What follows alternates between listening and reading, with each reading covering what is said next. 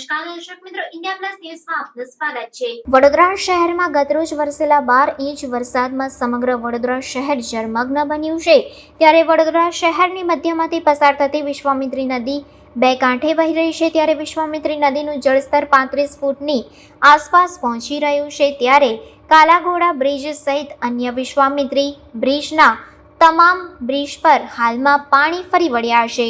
શહેરના રસ્તાઓ હાલમાં બંધ કરવાની ફરજ પડે છે, તો બીજી તરફ કેટલીક જગ્યાએ કામગીરી પણ પૂરજોશમાં જોવા મળી રહી છે। શહેરના 9 બ્રિજ બંધ કરી દેવાયા છે। અકોટા દાંડિયા બજાર બ્રિજ છોડીને તમામ બ્રિજ પરથી પાણી વહી રહ્યા છે। શહેરના તમામ વિશ્વામિત્રી નદીના બ્રિજ પરથી હાલમાં પાણી વહી રહ્યું છે।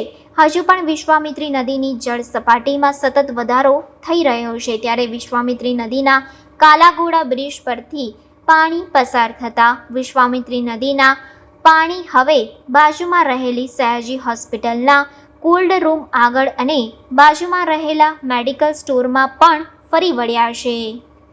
જો વરસાદ તો કુદરતી એ છે, પણ એ કુદરતી આપત્તિ સમયે જનરલી મેનેજમેન્ટનું કામ એ હોય છે કે મિનિમમ રિસ્ક, આ મિનિમમ રિસ્ક નથી, મેક્સિમમ રિસ્ક છે।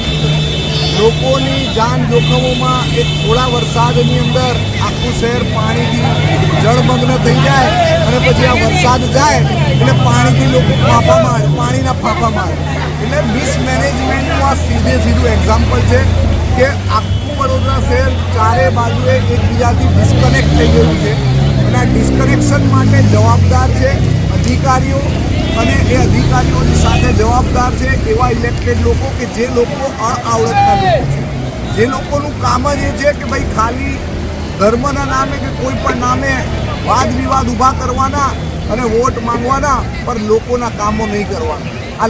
આવા લોકોને હવે ઓળખવા પડશે આ વડોદરાની જનતાએ કે સમગ્ર વડોદરા શહેર આજે આ રીતે પરેશાનીઓમાં જીવતું હોય, વારંવાર આ પરિસ્થિતિ ઊભી થતી હોય, જરા નાની આપત્તિની અંદર એક જરામાં આટલી ખરાબ પરિસ્થિતિ ઊભી થતી હોય તો એવા લોકોને હવે જાકારો આપવાનો સમય આવી ગયો। હવે અસ્પાકભાઈ, અકોટા વિસ્તારમાં જે પાણી ભરાઈ ગયેલું છે એ વિશે આપણે શું કહેવા માંગીશું?